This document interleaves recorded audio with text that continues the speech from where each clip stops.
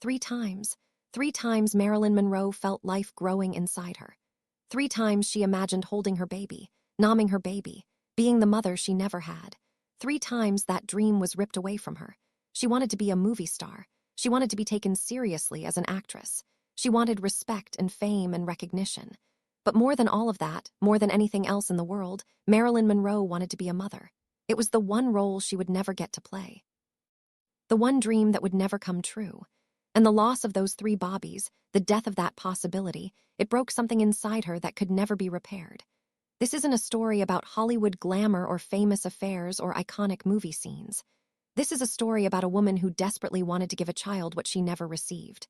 Love, stability, a real home, a mother who stays, and how losing that chance destroyed her more completely than any scandal or divorce ever could.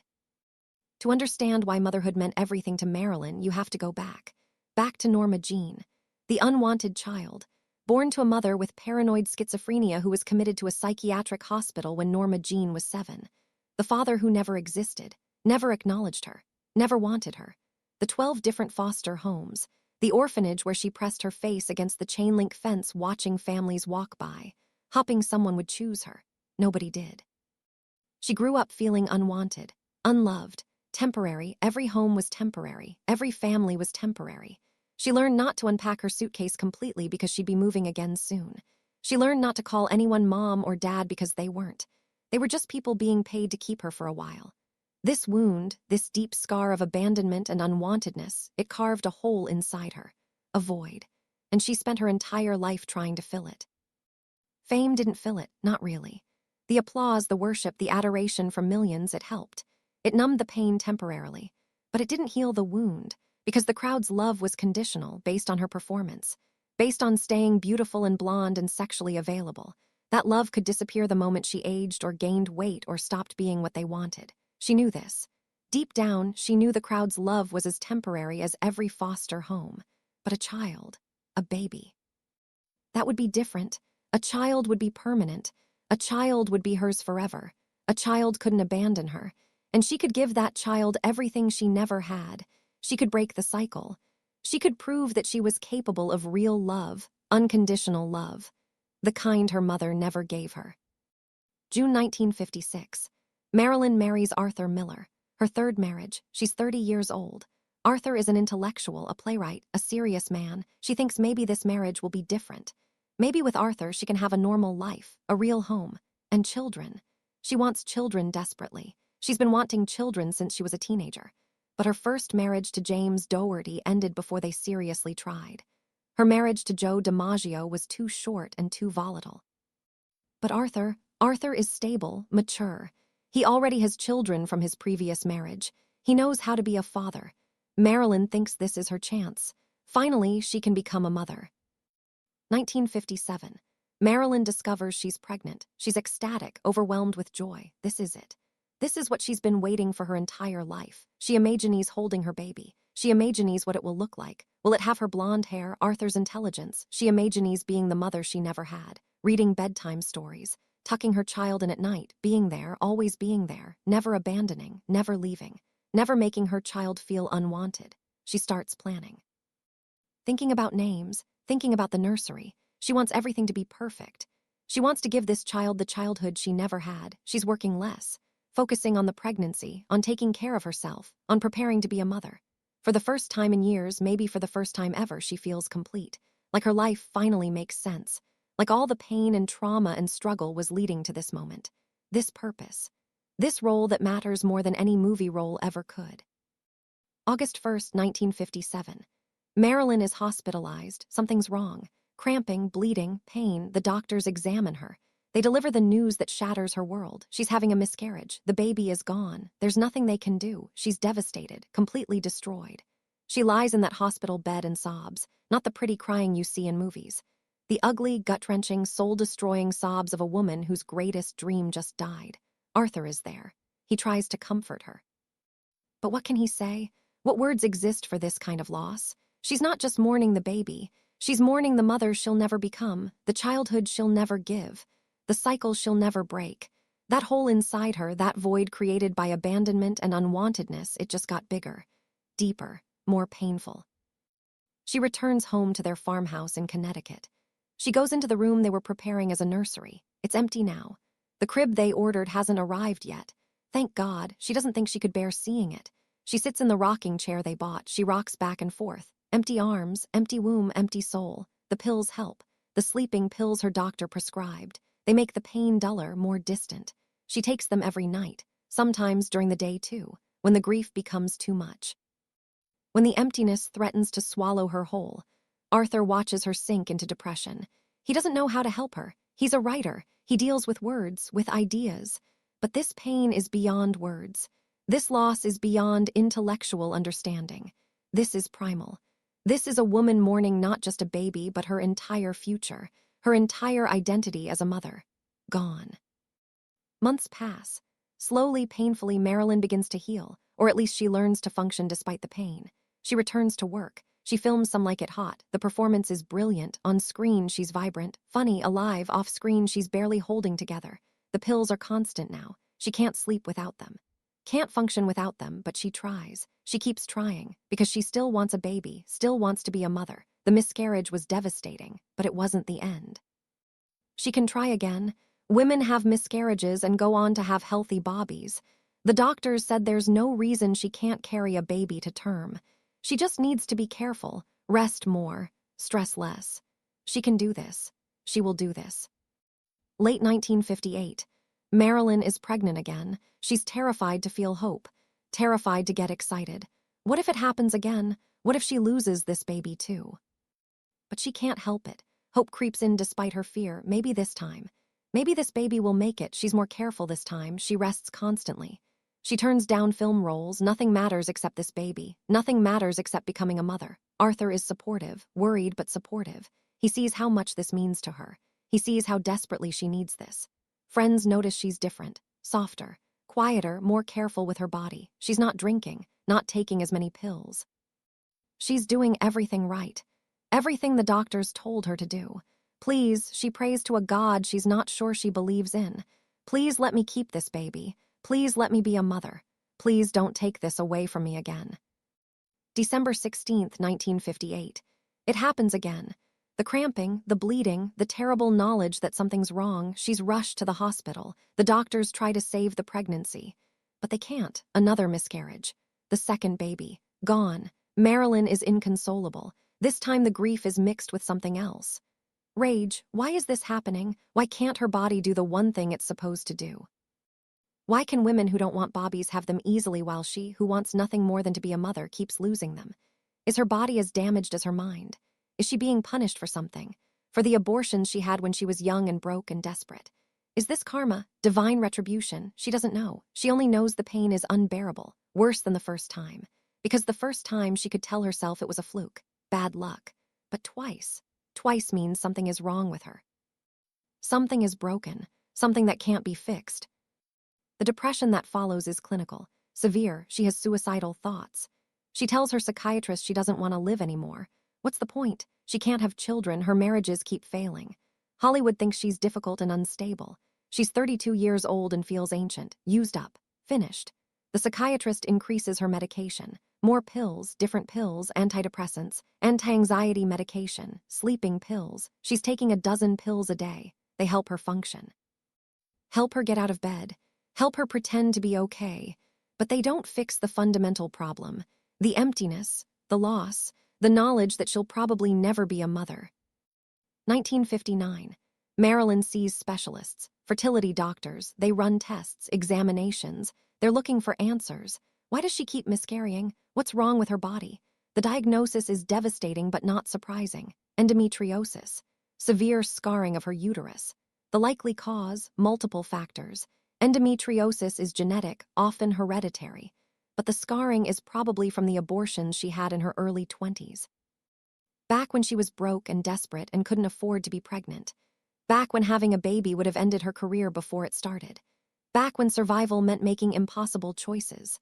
Those abortions, performed in less than ideal conditions by doctors who weren't always careful, they damaged her, scarred her uterus, made it difficult for a fertilized egg to implant properly, made it difficult to carry a baby to term. The doctors are gentle but honest. She can try again. but the chances of a successful pregnancy are low. Very low. She might never carry a baby to term. She might never be a mother. Arthur doesn't know how to handle this. His wife is falling apart, drowning in grief and depression and pill addiction. He's a writer. He needs quiet, stability, inspiration. Marilyn's pain is too loud, too overwhelming, too much. He starts to withdraw, not consciously, not cruelly, but he withdraws nonetheless. He spends more time in his study, writing, avoiding. He's dealing with his own disappointment. He wanted children with Marilyn too. Maybe not as desperately as she did, but he wanted them. And now that dream is dying. The marriage is dying with it. He looks at his wife and sees a broken woman. A woman consumed by grief and pills and impossible dreams. He sees the girl he fell in love with disappearing, being replaced by someone he doesn't recognize, someone he doesn't know how to help. The distance between them grows, a chasm created by loss and pain and unmet needs. They're living in the same house but existing in different worlds. Marilyn in her world of grief, Arthur in his world of words, neither able to reach the other. 1960, they're filming The Misfits in Nevada. Arthur wrote the screenplay for Marilyn. It's supposed to be a gift, a love letter, but the filming is brutal. The heat is oppressive. Marilyn is barely functional, pills and depression and the death of her marriage. And then she discovers she's pregnant again. Third time. She's 33 years old. This is probably her last chance. Her body is getting older. The endometriosis is getting worse. If this pregnancy doesn't work, she'll likely never have another chance. She's terrified. She doesn't tell anyone at first. She's afraid to hope, afraid to believe, afraid that saying it out loud will make it disappear. But she has to tell Arthur. She has to tell the film production, because she needs to be careful. She needs to stop working. Rest. Protect this baby, this last chance. August 1960. Something's wrong. The pain is different this time. Sharper, more intense, not like the previous miscarriages. She's rushed to the hospital, emergency surgery. The doctors discover it's an ectopic pregnancy. The fertilized egg implanted in her fallopian tube instead of her uterus. It can't survive there. If left untreated, the tube will rupture. She could die. They have to operate immediately. Remove the tube, terminate the pregnancy, save her life. Marilyn wakes up from surgery and the doctors tell her, the baby is gone. Her left fallopian tube is gone. Her chances of ever getting pregnant again are cut in half. And even if she does get pregnant, the endometriosis and scarring make it unlikely she'll carry to term. This is it. This is the end of the dream. She will never be a mother. The doctors are certain. Medical science is clear. Her body simply cannot sustain a pregnancy. The damage is too extensive. The scarring too severe. It's over. Arthur visits her in the hospital. He stands by her bed. He's at a loss for words. What can he say? I'm sorry. That doesn't cover it. That doesn't touch the magnitude of this loss. Marilyn looks at him and sees the truth in his eyes. He's relieved, not consciously, not cruelly, but somewhere deep down he's relieved, because a baby would have complicated things, would have tied him to this marriage, to this woman who's becoming more unstable by the day. Without a baby, he's free to leave. Eventually.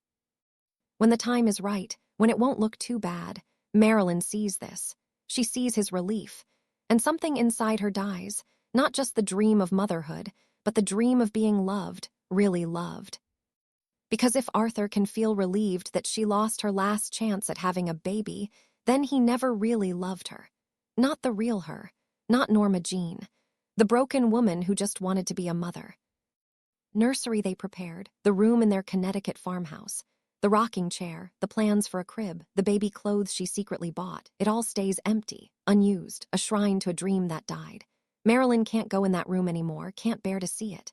Arthur suggests they convert it into something else, a guest room, a study, anything but a nursery, but Marilyn can't let go, can't erase the last physical evidence that she once hoped, once believed, once came so close to becoming a mother. The room stays empty, a haunting reminder, a wound that won't close. January 1961. Marilyn and Arthur divorce. The marriage couldn't survive the losses, the grief, the distance. The fundamental incompatibility of a woman drowning in pain and a man who doesn't know how to swim in those dark waters. She's alone again, 34 years old, 3 failed marriages, 3 lost bobbies, no children, no family, no hope. The pattern of abandonment that started in childhood continues. Everyone leaves, everyone gives up on her. And now even her own body has betrayed her, has refused to give her the one thing she wanted most. The one role that mattered more than any movie role. Mother. She will never be a mother.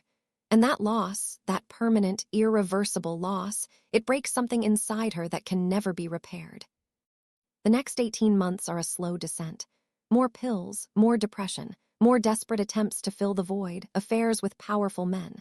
The Kennedy brothers, the fantasy that Bobby Kennedy will leave his wife for her, that she'll become part of his family, help raise his children, be a stepmother if she can't be a biological mother, but it's delusion. Bobby is using her, managing her, making sure she stays quiet about JFK. He has no intention of leaving his wife. No intention of letting Marilyn into his family. She's a problem to be managed, not a woman to be loved, not a potential mother to his children, just a complication that needs to be handled carefully. June 1st, 1962. Marilyn's 36th birthday. 20th Century Fox fires her from Something's Got to Give. Her career is over, her marriages are over, her dream of motherhood is over. What's left? What reason does she have to keep going? She looks in the mirror and sees a woman who failed at everything that mattered, failed at love, failed at motherhood, failed at being the person she wanted to be. The pills are the only thing that help now, the only thing that make the pain bearable. She's taking 40, 50 pills a day, a cocktail of barbiturates and sedatives and whatever else her doctors prescribe. She's not trying to die, not exactly. She's just trying to not feel, not think, not remember what she's lost. August 1962. Marilyn is alone in her Brentwood house. The house she bought hopping it would be a real home, a forever home, but it just feels empty. Every room echoes with what could have been, what should have been. She imagines sometimes if the first baby had survived. She'd have a 5-year-old now, starting kindergarten, learning to read, calling her mommy if the second baby had lived. A 3-year-old, toddler chaos, toys everywhere, little arms around her neck. If the third pregnancy hadn't been ectopic, a 1-year-old baby, first steps, first words, a reason to get up in the morning, a reason to stay sober, a reason to live, but those bobbies don't exist. Those children are ghosts, haunting her, reminding her of what she'll never have, what her damaged body refused to give her. Some people who study Marilyn's death believe the lost children are the key to understanding why she died. Yes, there were other factors, the failed marriages, the Kennedy affair, the career collapse, the pill addiction, the mental health struggles, but underneath all of that, beneath every other pain, was this fundamental loss, this permanent wound, the knowledge that she would never be a mother, that she would never give a child what she never received, that she would never break the cycle of abandonment. That wound was fatal, not immediately, not dramatically, but slowly, steadily. It bled her out from the inside, made her more reckless with pills, made her care less about living, made her feel like life had nothing left to offer her. Because what she wanted most, what she needed most to heal that childhood wound, her body couldn't give her. Motherhood wasn't just about having a baby. It was about redemption, about proving she was capable of love, about breaking the cycle her mother started, about being chosen permanently. Because a child can't abandon you, can't decide you're too difficult or too damaged or not worth the effort. A child is yours forever. That permanence, that unconditional belonging, that's what she needed, what she'd always needed. And losing it 3 times, losing that possibility permanently, it destroyed her more completely than any scandal or betrayal ever could. Because you can survive being used by powerful men. You can survive failed marriages. You can survive career setbacks. But how do you survive losing your last chance at the one thing that could have saved you? How do you keep going when the future you dreamed of is permanently impossible? Some people can. They find other purposes, other meanings, other ways to fill the void. But Marilyn couldn't. The wound was too deep, the loss too profound, the pain too permanent. August 5th, 1962. Marilyn Monroe dies in her bedroom. Alone. No husband, no children, no family, just empty pill bottles and an empty womb and an empty life. She's 36 years old. She could have had a 5-year-old, a 3-year-old, and a 1-year-old. 3 children, 3 reasons to live, but she has none. The children who never existed, the bobbies who never drew breath, the dream that died in 3 separate hospital rooms. They killed her more surely than any pills or conspiracy or heartbreak, because they represented hope. And when you lose hope permanently, when you know with medical certainty that what you want most will never happen, something essential dies inside you. The will to keep fighting, the reason to endure pain, the belief that tomorrow might be better. Marilyn lost that. Lost it the day the doctors told her she would never carry a baby to term. The rest was just a slow fade, a long goodbye. The final 17 months of a woman who knew her dreams were over. 3 pregnancies, 3 losses, 3 pieces of her soul torn away. The lost children of Marilyn Monroe. They never got names, never got to exist outside her womb, never got to call her mother. But they're the most important part of her story, because they represent what she really wanted. Not fame, not respect, not even love. What she wanted was to be needed. Permanently. Unconditionally. The way a child needs a mother. She wanted to give what she never received. And when that became impossible, when her body betrayed her for the 3rd and final time, she lost her reason for living. Everything else, all the pain that came after, it flows from that loss. That wound that never healed. That dream that died. The children she never got to hold. The mother she never got to be. That's the real tragedy of Marilyn Monroe. Not the mysterious death. Not the Kennedy affair. Not the failed marriages. The real tragedy is 3 empty cradles. 3 ghosts. 3 Bobbies who never got to save their mother because she needed saving. Desperately. And they were her last chance. Her only chance.